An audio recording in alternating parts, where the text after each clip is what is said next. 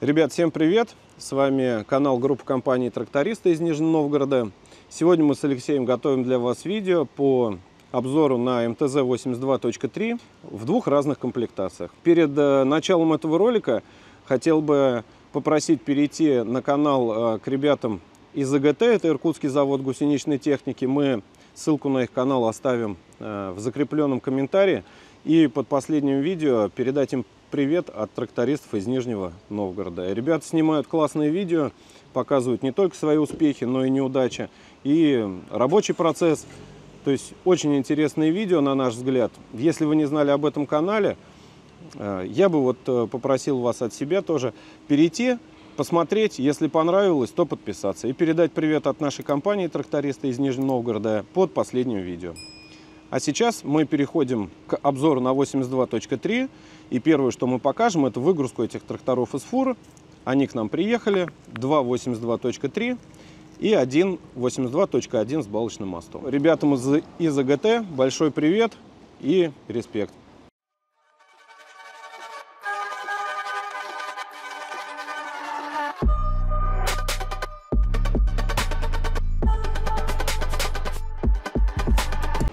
Ребят, всем привет! У нас поступление на склад тракторов. Сейчас проходит процедура по накачке-подкачке. Димка с Лешкой, как на Формуле 1, производит шиномонтаж. Алексей передает всем привет. Мы у нас на базе, у нас дома. Трактор запчасть. Приехал 3 единицы тракторов. Чуть позже посмотрите, какие. 2 модели из них достаточно интересные. Мы будем снимать сравнительный обзор, потому что модель одна и та же в разных комплектациях. Я думаю, будет интересно. Все, пока у нас подготовительные работы, чуть-чуть попозже покормим трактора вкусной нашей российской солярочкой и будем выезжать. Этот процесс мы тоже покажем. Все, на следующих кадрах уже этот красавец поедет, поэтому мы качаем колеса, заправляем топливо. У нас это займет какое-то время, а для вас пройдет несколько секунд. Так, ну что, дорогие друзья, Алексей у нас грузится в кабину. Сейчас эта красота поедет. И мы узнаем, что это за трактор. Ну, вы узнаете, я уже знаю. Вы узнаете, что это за трактор. Кстати, было интересно то, что крылья черные, закрылки черные, сразу обратил внимание, и крыша. Но мы это в подробном обзоре покажем. То есть форма крыши немножко другая. Все, пошел красавец.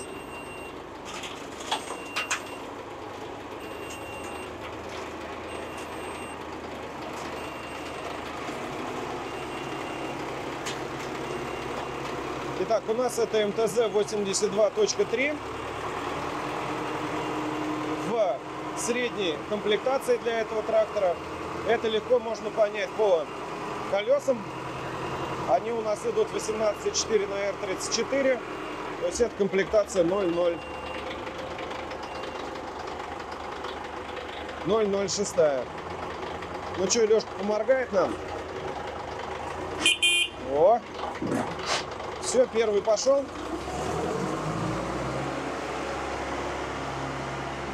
Снимем подробный обзор на этот трактор сравнительный и вот на этот, который у нас еще качается.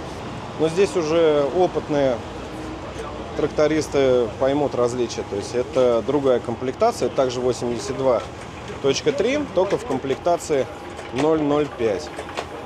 И это хорошо видно по колесам. Колеса у нас здесь стоят, как раньше стояли на балках, на обычных колесах с портальным мостом, на обычных тракторах МТЗшках с портальным мостом, с маленькими колесами спереди. Здесь у нас идет 15,5 на R38. Так, ну здесь у нас тоже идет пока накачка-подкачка, небольшие подготовительные работы и снимаем выезд. Так, ребят, у следующего товарища у нас накачаны колеса. Алексей пробирается через тернии в кабину этого красавца. Блин, может, на Минском тракторном наняли дизайнера с Феррари, потому что красный цвет тракторов, черные элементы, вот такие красивые. Ну, стиля добавляет однозначно. Здесь он заклепочки. Но мы все это покажем и снимем в полном обзоре. Сейчас, пока у нас выгрузка.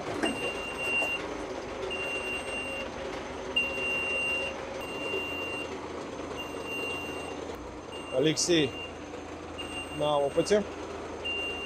Пищалка стала вот менее противная, больше на строительную технику похожа. До этого вообще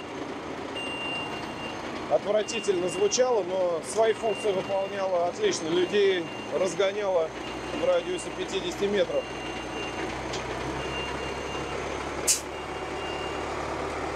Это у нас комплектация 005. Ага. Очередной привет Лёшка передал.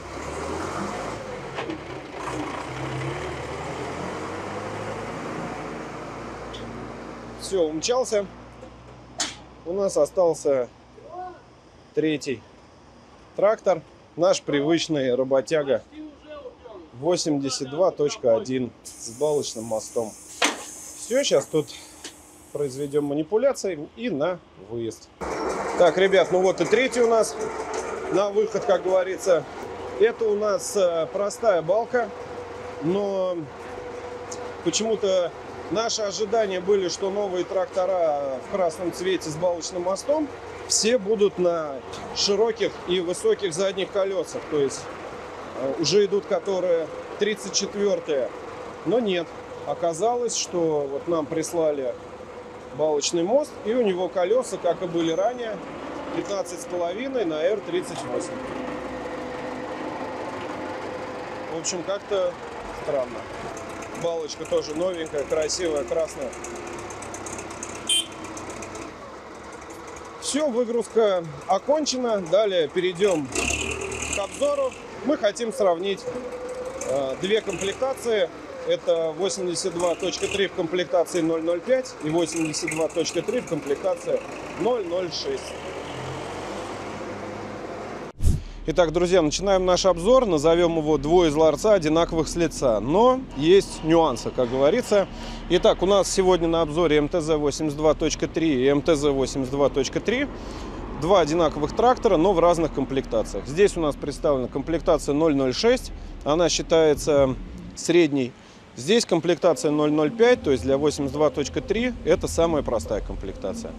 Также у нас была на обзоре полный достаточно и подробный обзор. Мы снимали трактор МТЗ-82.3 в комплектации 007. И сейчас мы пришли, наверное, к такому мнению, то что если у вас есть средства, да, то можно покупать самую жирную комплектацию 82.3. То есть это именно если есть деньги. Если лишние, скажем так, понятно, что лишних их не бывает, но чуть-чуть больше, чем у всех, вот, то берите полную комплектацию. Если нет, то можно уже смотреть в сторону 005 комплектации и 006 комплектации. Давайте начнем с более жирной комплектации, скажем так, 006.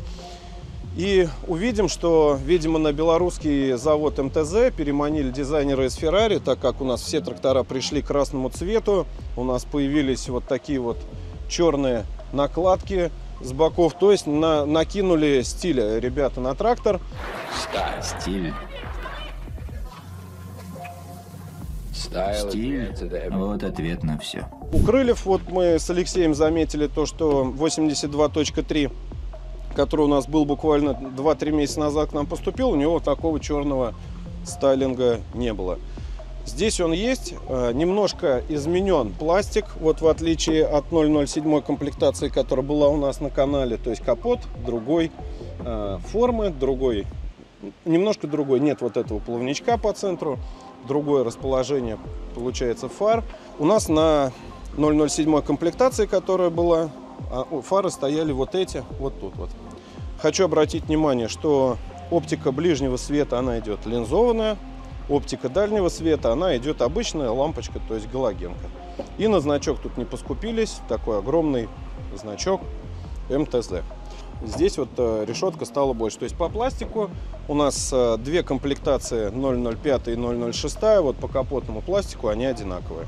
В 005 комплектации у нас есть 006, да, прошу прощения, в 006 у нас есть груза, в 005 у нас грузов нету. Так, какие у нас еще внешние отличия? Немножко другая крыша, то есть в отличие от той же самой 005 комплектации. На 005 комплектации идет крыша такая же, как у обычного 82-го. В 006 крыша идет с передним козырьком. Здесь идет оптика немножко другая, светодиодная на 6 диодов. И она идет вся одинаковая. То есть у нас получается везде такие прямоугольные. И все дополнительное освещение светодиодное и прямоугольное. То есть вот козырек этот виден. То есть различия именно по крыше, но тут уже кому как нравится. Задние закрылки, они получаются у нас черные полностью и пластиковые. Но здесь тоже есть нюанс. Вот нету брызговика, это первое, да. А второе, вот прошу сюда, Алексей, обратить внимание, видишь, на клепках. То есть здесь уже не болтики, ничего, просто на клепках. Кстати, как там внутри, интересно, крепится? Я что-то не посмотрел. Но здесь также на болтах. Вот он, стеклопластик. В обзоре в предыдущем на трактор с пластиковыми крыльями и капотом, ну, кто-то склонялся к пластмассе, кто-то к металлу, то есть тут уже кому что нравится. По задней части трактора возьмем даже все три комплектации 005, 006, 007. У нас получается у 007 только комплектация различий. Это второй регулируемый раскос идет, вот такой же. И навеска от 900 серии с тягами-удлинителями, то есть их можно менять. Здесь у нас обычная абсолютно задняя навеска. И два трактора 005 и 006, которые у нас сегодня с вами на обзоре, вот по задней части они никак не отличаются. То есть абсолютно идентичны. Гидровыходы, вот плита, ну... Многие ругаются, что она и не больно тут нужна. Фиксация идет центральной тяги у нас уже вот таким вот образом, через палец. Оп. То есть вот так фиксируется центральная тяга. Ну, поудобнее, наверное. Я палец себе всегда отшибал, когда вот так вот туда заправлял. Также хочу обратить внимание, что привод уже ВОМа включение идет. И вообще здесь другой ВОМ идет на 82.3. Включение ВОМа у нас здесь идет гидравлическое. Это также, ну как сказать, это идентично на 005 и на 006 комплектации. Это у нас все одинаково. Хочу обратить внимание на резину. 005 комплектуха 15,5 на 38. Как раньше были на МТЗшках задние колеса, такие вот идут и здесь. На 005 комплектации 18,4 R34. Это уже как у новых балочников. То есть тут у нас получается разная резина и разные диски. Хочу еще заметить и обратить внимание на то, что у 82.3 свои идут корпуса сцепления. То есть мы видим, здесь у нас вот есть 4 отверстия. Вот, кстати, минские сигареты. Кто-то курил там. Что курит, ребята? Пал-мал. Здесь у нас получаются корпуса сцепления свои 82.3, они, то есть другой отливки. Здесь и вот, и вот. То есть 82.3 свой корпус сцепления. Прошу это учесть. В 7 комплектации две лестницы, здесь одна. Да, здесь, да, вот Леша правильно подмечает, у 007 комплектация лестница с двух сторон, здесь одна. Но с той стороны зачем эта лестница, если только вот, вытирать стекла? Наверное, ты же не будешь лазить, там и рычагов, а если джойстик еще поставишь, там вообще всего полно. И я думаю, это по-любому не для доступа туда. Хочу, кстати, обратить внимание, что у нас управление коробкой уже идет все на тросиках. Здесь тоже своя коробка переключения передач. Еще, кстати, мелочь приятная, вот я не знаю, на самом деле опытные скажут, да, ребята. Здесь стекла немножко такие подзатонированные, какие-то зеленоватые отдают. То есть, ребят, вы скажите, искажения какие-то, может, есть, кто пользуется, да. Потому что у обычных 82-х они просто прям белые, прозрачные. Здесь вот такая легкая тонировка, как вот бутылочная, да, вот это вот стекло. Наверное, они меньше ультрафиолета пускают и не так сильно нагревается салон. Хочу обратить внимание, что на обоих тракторах у нас и на средней комплектации, и на самой простой стоят одинаковые генераторы белорусские, это не Китай. У нас одинаковая топливная аппаратура, но к двигателю мы чуть-чуть позже перейдем, откроем капот и посмотрим, что там внутри. Здесь у нас Также все одинаково. Единственное, есть отличие. У средней, скажем так, комплектации есть кондиционер заводской. У самой простой комплектации 82.3 в самой простой комплектации кондиционера нет. Но теплообменники, да, есть и здесь, и здесь. Но мы это про двигатель, когда будем рассказывать, откроем капот и об этом упомянем. Так как у 82.3 стоит масляный насос на коробку, у нас изменило немножко свое положение ресивер воздушный. То есть он теперь у нас сдвинут вот так, неровно идет. Ну, это такие уже мелочи. В принципе, внешне мы можем отличить комплектации только по колесам. В принципе-то, я думаю, все. И по крыше. Вот. То есть стекла на обоих комплектухах у нас вклеены, немножко притемнены. И колеса на средней комплектации стоят чуть-чуть побольше. Да, здесь у нас еще зеркала идут с подогревом и с электрорегулировкой. То есть выглядит уже вообще солидно, прям как иномарка. Пойдем немножко покажем самую такую базовую комплектацию 82.3, а то мы что-то вот это все облизываем. Видим отсутствие грузов спереди, мост, колеса, они одинаковые. Капот такой же абсолютно, немножко другая оптика дополнительного освещения, но в принципе, я думаю, это не критично. То есть здесь у нас также на 6 диодов, но они идут квадратные. Другая крыша, но это тоже там на скорость особо не влияет. Здесь у нас получается самые простые обычные зеркала. Ну, это комфорт, подогрев, электрорегулировка, но с другой стороны с этим тоже можно смириться. Вот размерность задних колес, задняя навеска одинаковая, пластик одинаковый.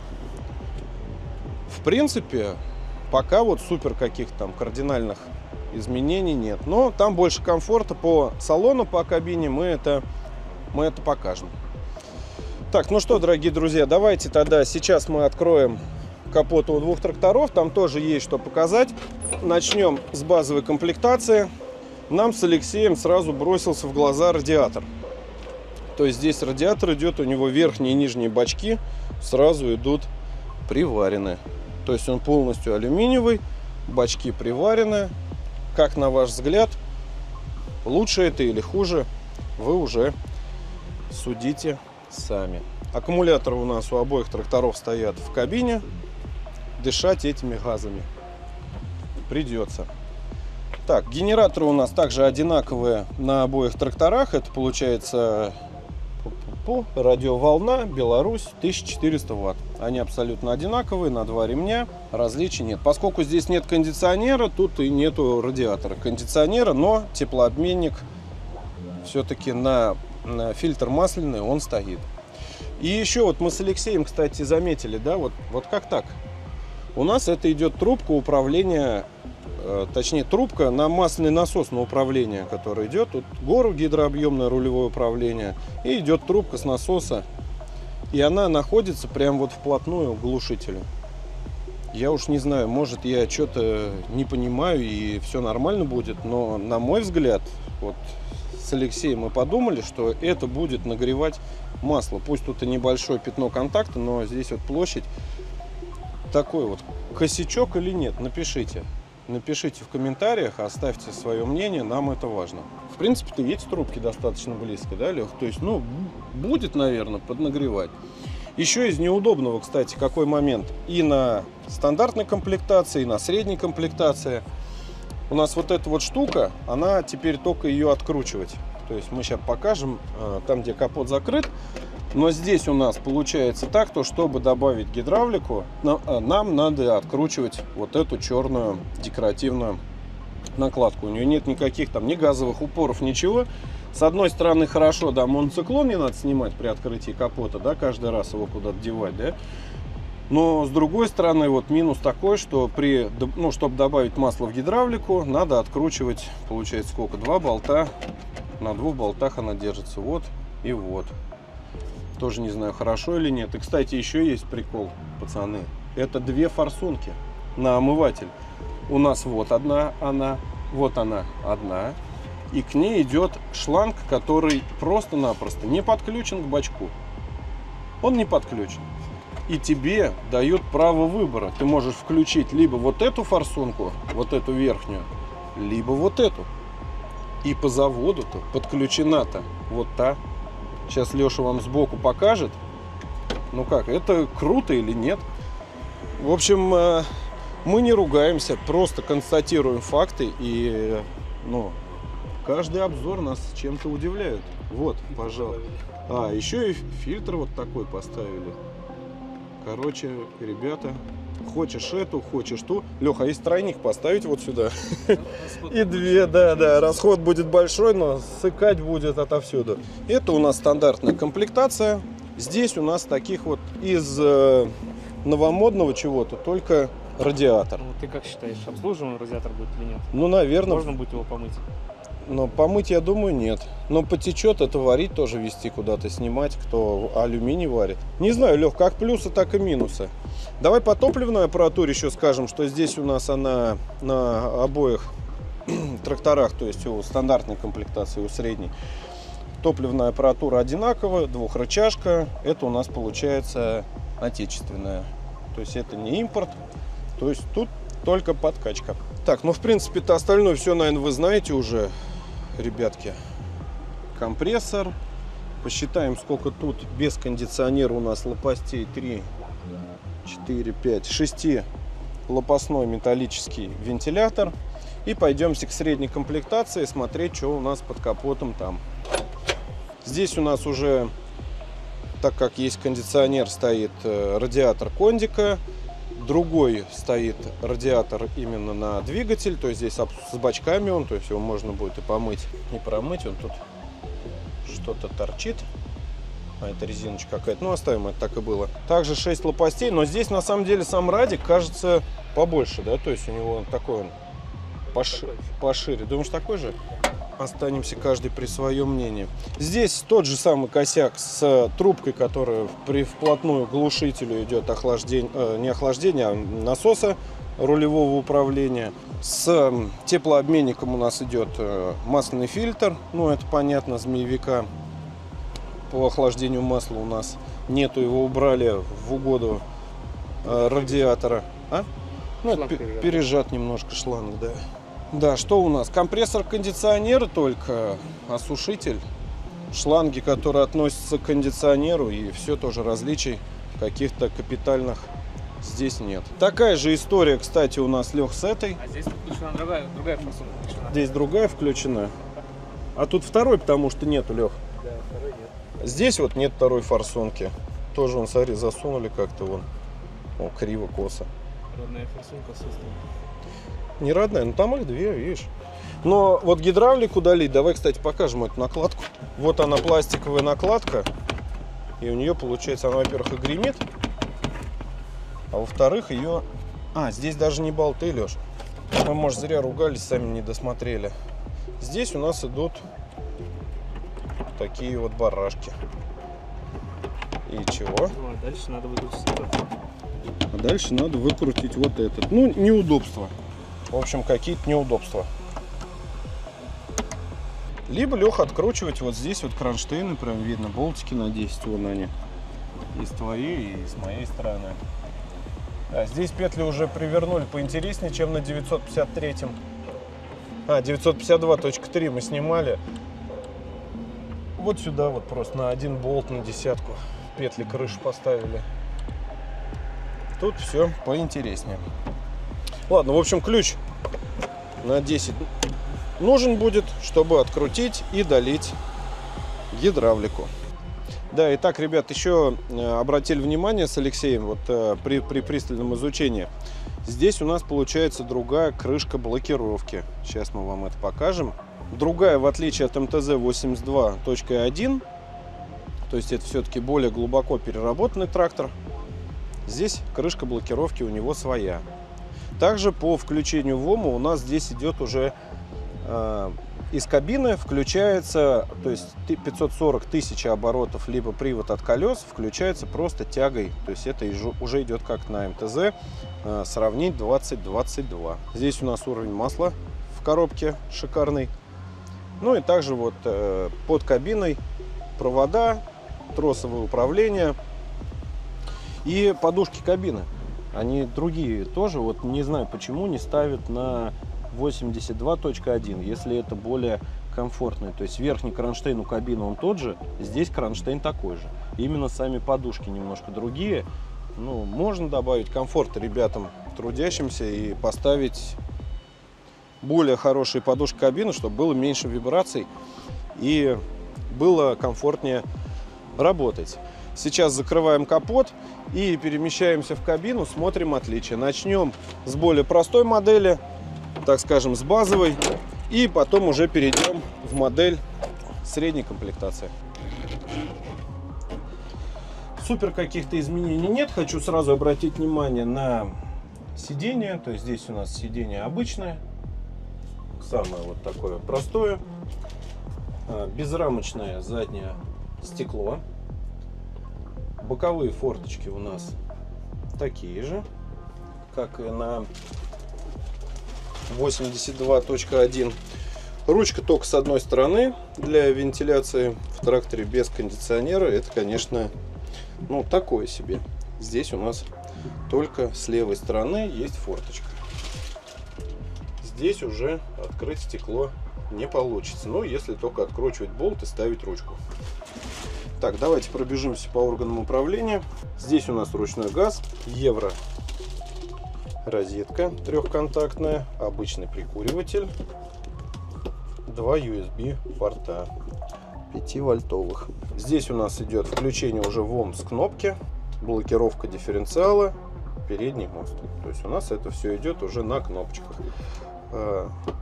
Предупреждающая лампа.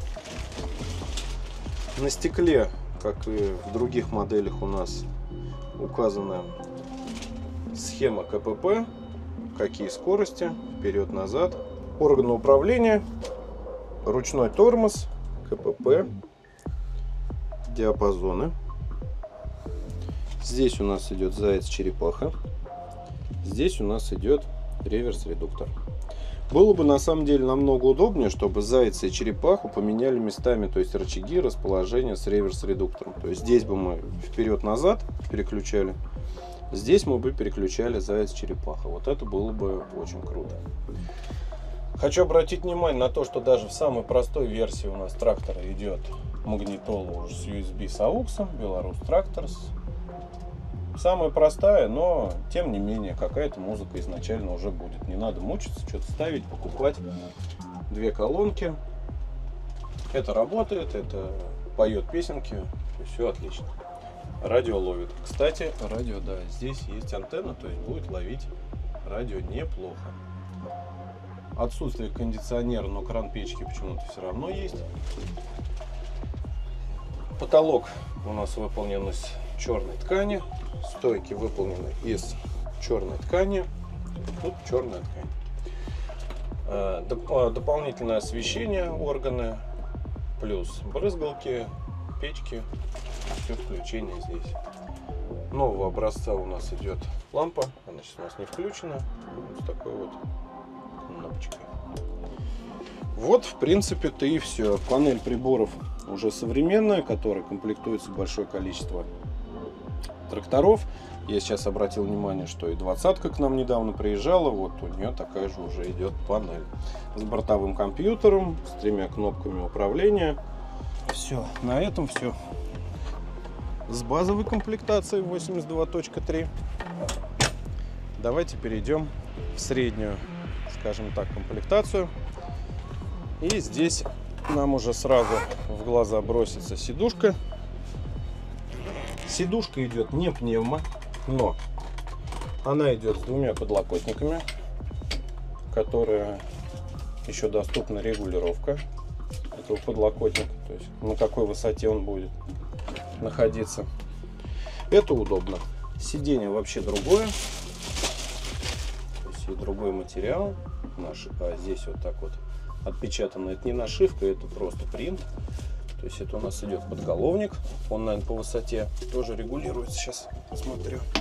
Да, его можно регулировать по высоте. Сама форма сидения другая. И мне показалось оно более удобным.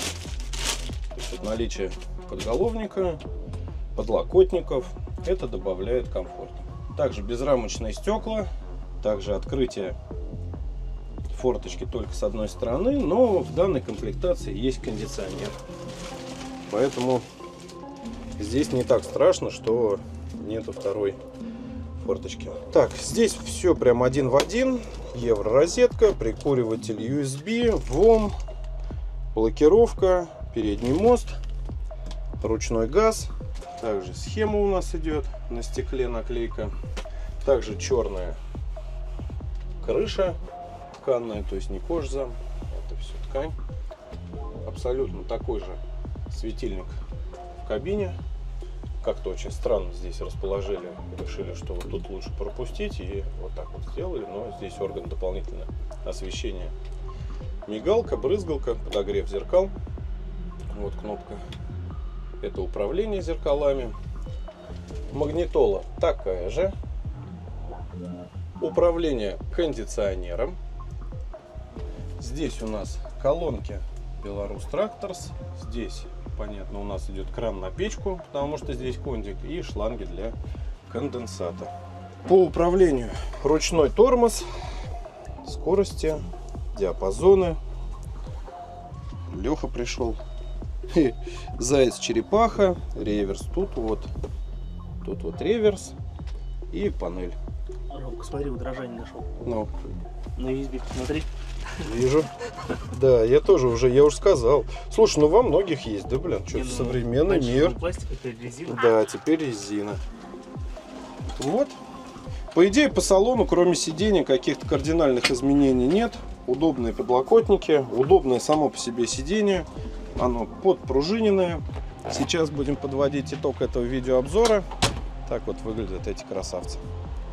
Какой итог можем подвести? То есть мы вот с Лешкой посоветовались и подумали. В принципе, 82.3 хороший трактор, он более современный, чем 82.1. И его можно брать в любой комплектации. Что в стандартной, в базовой комплектации, да?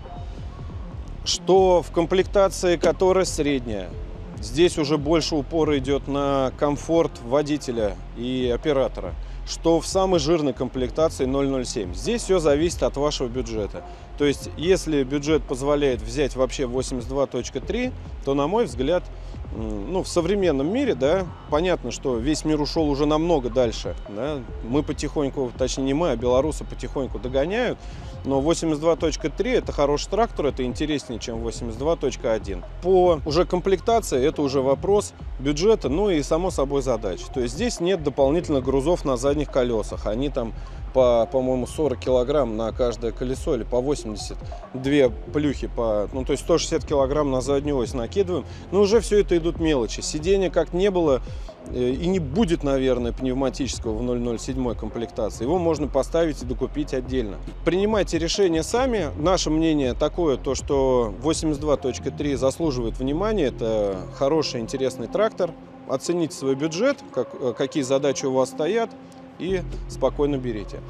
Всем хотим сказать большое спасибо за то, что смотрите наши обзоры, пишите комментарии. Еще раз хочу передать привет ребятам с канала из АГТ, и вас тоже прошу это сделать. Посмотрите контент ребят, он очень классный. Хотим пожелать крепкого здоровья, всем крепко жмем руку. Всем спасибо за просмотр. С вами был канал Трактористы Нижний Новгород. До новых встреч. Всем огромной удачи. Пока-пока. Все, погнали. Ай!